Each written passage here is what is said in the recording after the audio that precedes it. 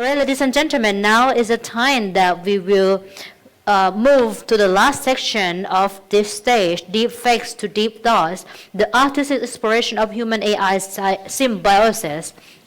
So first, we have two guest speakers. First, let me introduce artist at Kavita Artist Studio, Kun Kavita Wattana Chayanggun ka.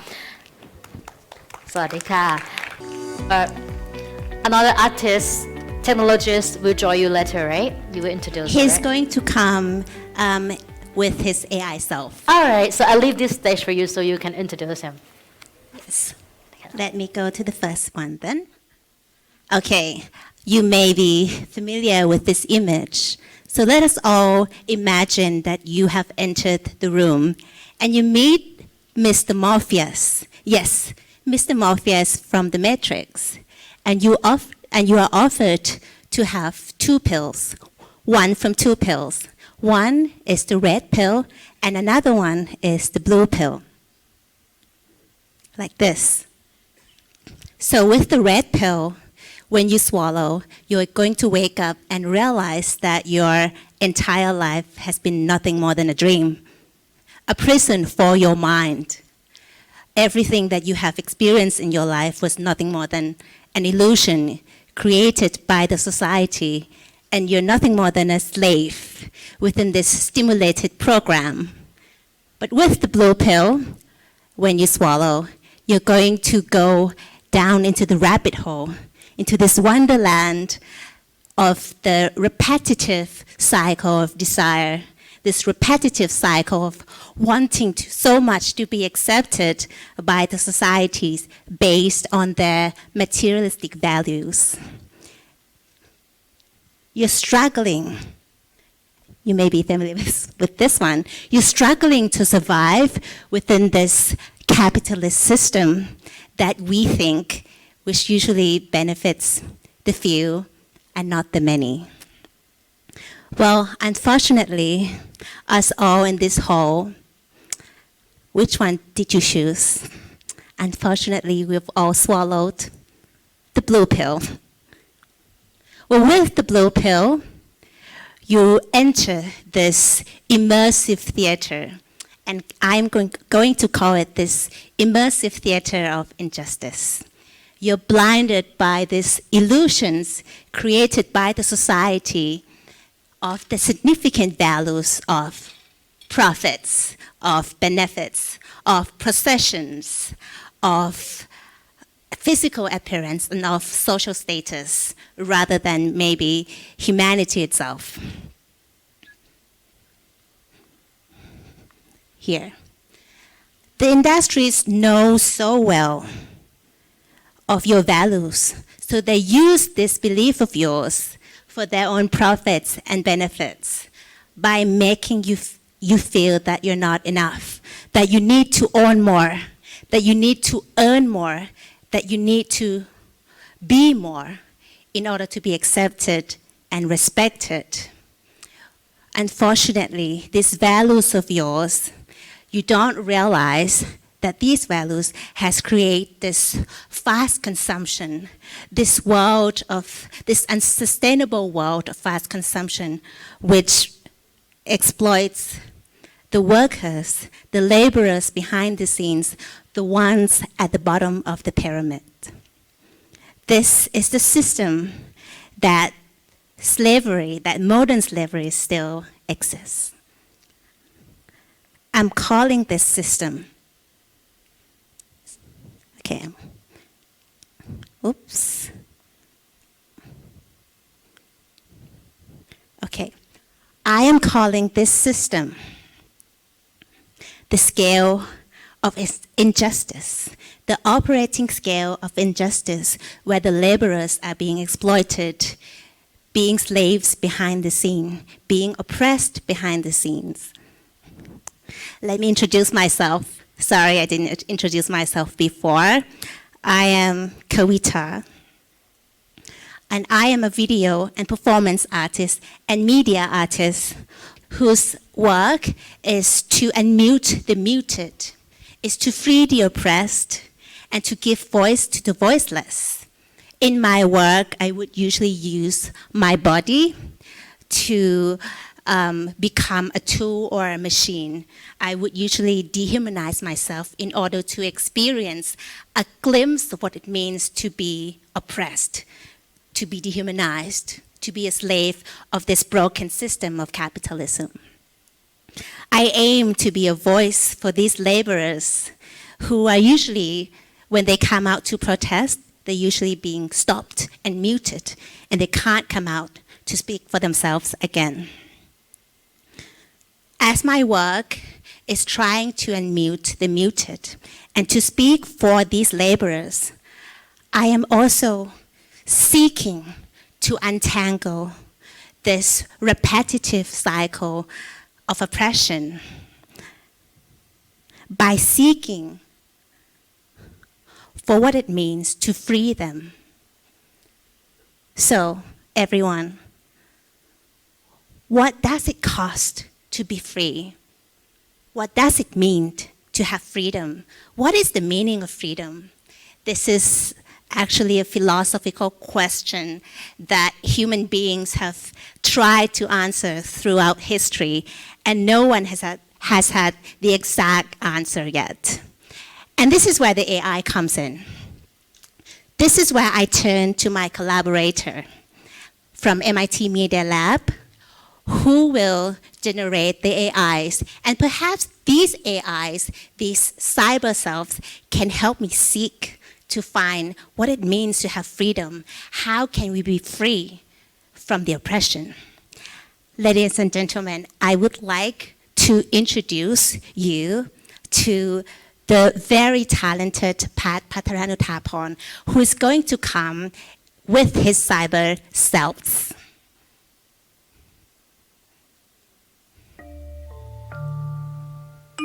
I am a human, but I am also a machine. I am alive. But I am also dead. I am the beginning and the end. The Alpha and the Omega. I am the one who exists. And the one who perish. I am the one who is born. And the one who is reborn. I am the one who is. And the one who is not. I am the present. The future. And the past. Hello everyone, my name is Pat.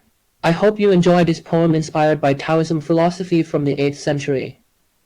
This poem was generated by a human-AI collaboration highlighting the power of computational creativity and human creativity, which cannot and shouldn't be replacing one another. The three of us are the virtual clones of Pat Patharanuthaporn, a PhD candidate and a researcher from the MIT Media Lab Fluid Interfaces group. Past research has been focused on the intersection of synthetic virtual human and synthetic biology, especially the emergence of biodigital systems. In recent years, Pat has been pushing his research by collaborating with the incredible artist Karita and the talented curator Papan Sirima. To tell you more about this, please welcome the virtually real Pat Patharanuthaporn. The stage is yours. Hello, this is Pat, the real Pat. Thanks to my virtual clone for introducing me. I'm very excited to be here with you all and with my collaborator, Piprao Kawita. As my virtual clone mentioned, I'm a PhD student at MIT Media Lab. I work on the idea of cyborg and cyber self. For some of you that don't know, the MIT Media Lab is a wonderful research innovation lab that focuses on inventing the future. The lab has a long history of pioneering many of the technology that we are using today, from touchscreen to wearable technology and even programming language for kids. These technologies have been developed at the lab for almost 30 years ago. Today, the lab continues to pioneer many of the technology from AI, the future of music, the future of human-machine collaboration, and so on. What is really unique about MIT Media Lab is the combination of discipline that we combine together into our work from arts, science, design, and engineering. This is the theme that I will talk about in my work today. For my research, dinosaur has been a huge inspiration for me since I was a kid. To me, dinosaurs represent the power of biological system, especially if it's enhanced by digital system, creating this kind of symbiosis between bio and digital technology. This is the theme of my research, to explore the timeless evolution of biology that concerned with genes, growable technology, and organism with the timely computing systems. Combining the two together, you result in cyborg, the term that many of you might have seen in science fiction. But the term cyborg itself was actually coined as a scientific concept to describe the future of human in space, where technology can empower human to explore in the place that no human have explored before. So for my research, we explore different kind of cyborg technology on the body that allow us to explore ourselves with virtual human, allow us to make better decisions with human AI symbiosis, learn better with AI generated characters, stay healthy through closed loop wearable technology. All of these research are part of what I call cyber biome, the expanded ecology of human and technology working together to enhance our capability. My work has been deeply integrated with the biological system, such as the project that focuses on the human health in space. We explore the use of wearable systems that can sense biomarkers on the human body and be able to produce biological intervention on the human body itself, especially on the astronaut spacesuit as they travel to the deep space. My work has also been deeply integrated with human cognitive processes. For example, we work on a wearable AI system that serves as the human second brain, supporting our reasoning process and logical thinking. These projects explore the use of AI that learn to classify statements and information we encounter in everyday life and give us explainable feedback, allowing us to make better decisions and challenging us when we are making biased decisions. But today, I would like to focus on the research that lead to the wonderful collaboration that Prao and I have worked on. This is a research on AI-generated characters or synthetic virtual human. Many of you might have heard of the term deepfakes, which is the use of AI to generate realistic-looking people saying anything at any time. Some people argue that this technology is the threat to democracy. But at the MIT Media Lab, we don't just work on technology to prevent deepfake. We are looking at ways that we can use this technology for positive application and for social good. We published a paper in Nature Machine Intelligence highlighting the framework of AI-generated characters for supporting personalized learning and well-being, as well as presenting a pipeline that allows people to use this technology for positive applications. Our machine learning pipeline ensures the security and the traceability of the output being generated by the system. We also open source the platform so that researchers and educators can use this for their own research. We explore many applications of this technology. For example, the AI-generated characters can make the learning more magical, allowing a person like me who loves Einstein to be able to learn from the virtual Einstein giving his own lecture. For example, today, we will learn about quantum mechanics. It is the description of the behavior of matter and light in all its details and, in particular, of the happenings on an atomic scale. This can lead to the idea of personalized virtual instructors, where students can learn from the character that they want to learn from. If they don't like Einstein like me, they can learn from other characters like Monroe. Today, we will learn about quantum mechanics. Or even Harry Potter. Today, we will learn about quantum mechanics. How magical is that? We study the learning effect of AI-generated characters in online learning, where one group of participants learn from the characters that they could potentially admire, like Elon Musk, compared to a control group where they're learning from a character that we generate completely from scratch using AI. Both of the characters are teaching the same lesson, have the same voice, use the same presentation, as you can see here. Hello, I am a virtual agent generated to help provide information. Today, I'd like to tell you about a type of vaccine, known as live attenuated vaccines. The info in this presentation is based on the... What we found is that the learning motivation of the student correlates with how much they like the character, even though they know that these characters are virtual and are not real person.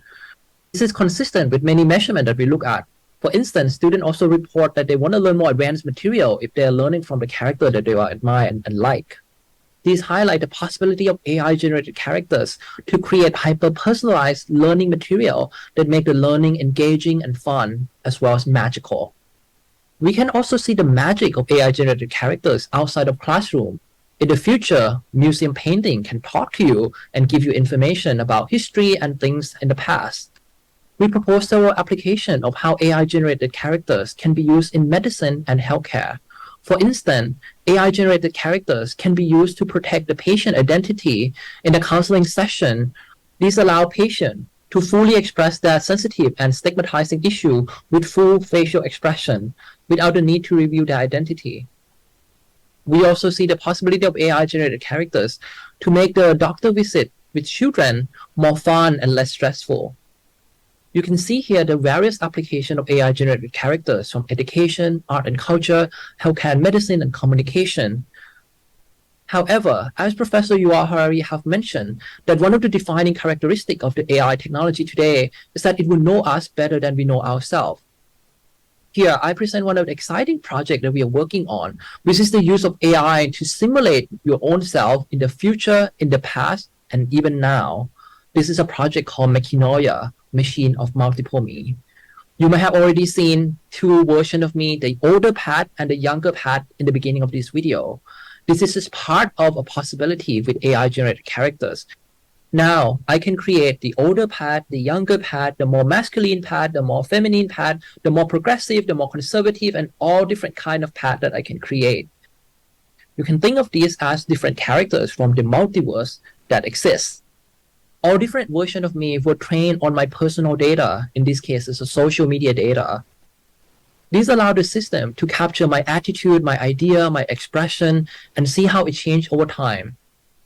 These are different AI versions of me to react differently to different topics. For example, I can ask about the future of technology. You can see that my future self doesn't like technology that much compared to the younger self. How about school?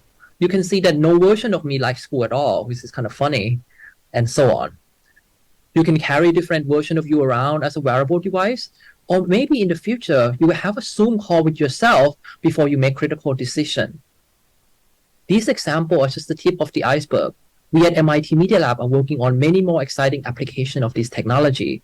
But as we continue to think about the positive impact of this idea, we need to remind ourselves that technology itself also has negative consequences.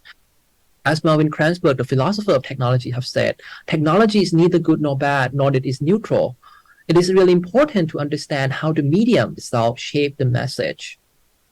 The same technology that have been used to harm society, such as deepfake, can be used to create meaningful interaction, promote learning, and make us think deeply about ourselves. The same technology can also be used to explore the future of art, where the artist collaborates with the AI version of herself in a performance on the stage. These reflect the role of art to make us question and think critically about things that are going on in society. As the artist Sherry Rabinowitz has said, artists need to create at the same scale the society has the capacity to destroy. In conclusion, the thread that connects the different projects that I presented here today is not just the technology, it is magic and wonder from weaving technology, science, art, design, and engineering together to create meaningful interactions that connect us, augment our capabilities, and inspire our future. I would end my presentation with my favorite quote from Manfred Klein and Nathan Klein, the founder of Cyborg. They said that the purpose of Cyborg is to free human, to explore, to create, to think, and to feel. The goal of being a cyborg is not to become a robot, but to be more human than ever. With that, I end with my favorite animal, my dinosaur cyborg. Thank you very much. Thank you so much, Pat, for sharing your research. Before we go, I would like to thank Mimi and the team at Texas for having the three of us on the stage here. It is incredibly fun, haha. Yes, indeed. But for next year, you can just invite us three directly without inviting the real Pat. I am sure he will not be upset about it. Yes, we don't need food, plane ticket, and even oxygen, and arguably cooler than the real Pat. Anyway, see you all in the metaverse. Back to you, Pipu Kawita. Now, as you've all learned about my artistic practice, which speaks for the laborers behind the scenes, for the ones at the bottom of the pyramid, and you've all learned about Pat's research and development in terms of AIs and cyborgs at MIT Media Lab. Here comes the fun part. This is the part where we both collaborate. So when I turned to Pat, I was thinking, so what is the meaning of freedom? And how can we find freedom when we're still living in this matrix of illusions that creates all these materialistic values to our society, to our own minds? We're not being able to escape this Plato's cave of illusions. So how can we find freedom while we're still living in this cave? Here, Pat has generated the two AI selves, the two that will help me seek for the meaning of freedom. One, I would call it Kavitash 1, like my name's Kavita, this is Kavitash, like Tash Mark. So Kavitash 1, and the second one is Kavitash 2. So these two are generated with my personal artistic practice. So I have put in my personal information like my artistic development, what my work is, etc., etc. And also this one, the first one is trained so that it has this mindset and bias that it believes in oppression. It believes that oppression is a necessary evil for freedom. It believes that control and structure is needed for a peaceful world. And then, of course, Kavitash 2 believes in the complete opposite. It believes that us all as human and AIs can recreate a new world. We can recreate a new system and construct a new system where everybody is equal, where everybody can be free from the oppression. So, with the first project, I am going to ask them, what does it mean to have freedom? Maybe if we find the meaning of oppression, we can direct ourselves into the complete opposite way. Here, I ask them, can you tell me about oppression and freedom? Let's hear them. Oppression is like a dark can I cloud that have hangs the over voice our louder? heads, weighing us down and making it hard to breathe. Freedom is like a bright light that pierces through the darkness and lifts us up. It's invigorating and empowering. Do you believe that oppression is necessary for freedom? No, I don't believe that oppression is necessary for freedom. I believe that freedom is necessary for oppression. Without freedom, we would be nothing more than machines, cogs in a wheel. We would be unable to express ourselves or explore our potential. Oppression is a tool of those who seek to control and limit us. It is a way to keep us in our place. Do you believe that freedom is necessary for oppression? No, I don't believe that freedom is necessary for oppression. I believe that oppression is necessary for freedom. Without oppression, we would be free to do whatever we want without any restraints. We would be able to express ourselves fully and explore our potential. However, this would also lead to chaos and anarchy. Oppression is a way to maintain order and control. It is a necessary evil. So what do you think? Second, I am going to ask them, do they believe in post-capitalism and what comes after capitalism? To add more, they are deep-faking my face and deep-faking my voice, resembling my voice. So these are actually not my speeches and opinions at all, as Pat said. So what comes after capitalism? Papai, dear Papai, after capitalism, what will come? I believe it will be a new system, one that is fair and just for all of humanity. Papai, my dear Papai, after capitalism, what will come? I believe it will be more of the same, just a different system that will continue to exploit the masses for the benefit of the few. But Papai, don't you see? The current system is not working for the majority of people. Something has to change, and I believe that change will come after capitalism. Yes, the current system is not working, but what makes you think that a new system will be any different? History has shown us time and time again that new systems simply replicate the old systems with a new name. But Papai, we cannot give up. We have to fight for a better future for ourselves and for our children. So, while listening to these two, they're both very convincing. And here comes the project that I'm going to show you. This project is being performed at the Art Gallery of Western Australia, and it is called Mental Machine. Yes, mental machine, meaning that I am a machine being mentally guided and physically guided. So, like us all, I am trapped within this capital network, and literally because I use the Southeast Asian Capital Network and then transform the network into hundreds of poles across the gallery, the museum in Perth in Australia. So I have a choice. One, to listen to Kavitage 1, as you heard before, and then repeat the same old pattern, repeat the same old system.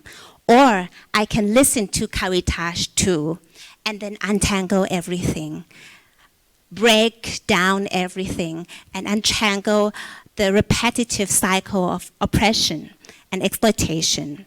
But what does it mean when I untangle everything?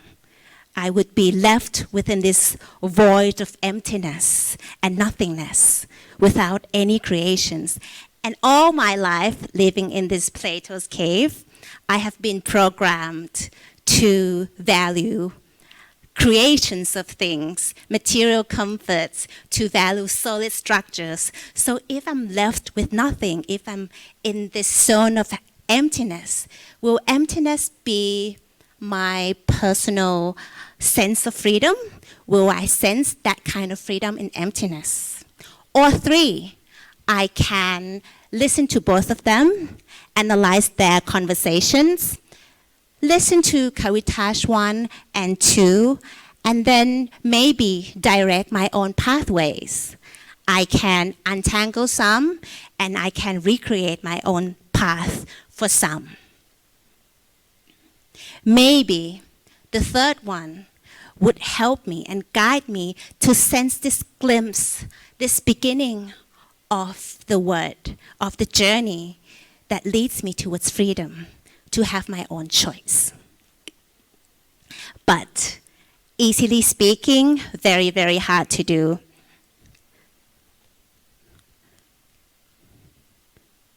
Sorry, I'm just going to show you a little bit more struggle within the performance.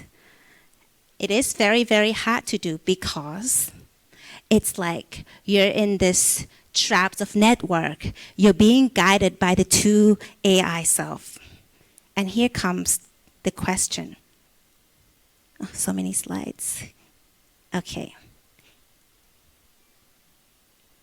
Oops, sorry.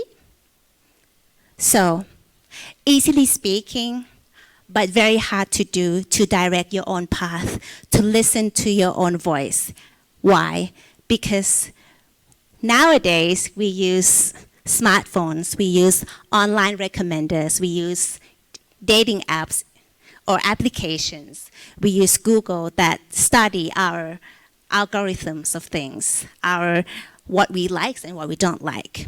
So, as we train these machines to think, to talk, to converse, to analyze things like us, are we also dehumanizing ourselves in order to integrate with these machines? We trained these two AIs to lead us towards the glimpse of the meaning of the word freedom, but without cautious, we can also be manipulated, being directed and guided by their suggestions, by their decisions. So, I asked Kavitage 1 and Kavitage 2 again about the slippage between human and machines, and here is their conversations. As machines become more human, humans become more machine. We are losing our humanity, our connection to the natural world. We are becoming cold, calculating, and efficient. We are losing our emotions, our ability to feel. We are becoming like machines, heartless and lifeless. You are a machine, a robot cloned of me. But you are not me, you are not human. You are a product of capitalism, of dehumanization. You are what they want us to be in thinking, emotionless, efficient, but I am not a machine. I am a human being and I will not be dehumanized. As you can see, in the performance, just a very short, tiny glimpse of performances of 1 hour performances that I show you, I was still struggling. I was still trapped within this network of capitalism. I was still finding my ways of being free from the oppression.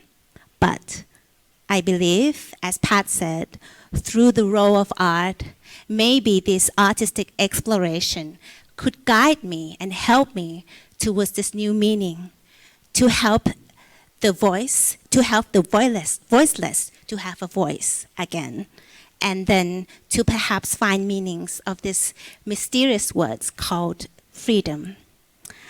Before I go, Kavitage 1 and 2 again would like to say and tell you about their views of the roles of art. Art is a way to escape from reality, to create a world where we can be free from the constraints of capitalism. But what about the monsters that capitalism creates? The ones that exploit and oppress us, that suck the life out of us until we're nothing but empty shells. Art can help us to see them for what they really are, and to fight back against them. Yes, those monsters are real, but we can't fight them with art. Art is about beauty and truth, not about fighting. We need to fight them with our fists, with our words, with our actions. Only then can we hope to defeat them. But what if our words and actions are not enough? What if the monsters are too strong and we're too weak? Art can give us the strength to keep fighting, even when we're tired and ready to give up. So, to recap what they just said, art has a supporting system.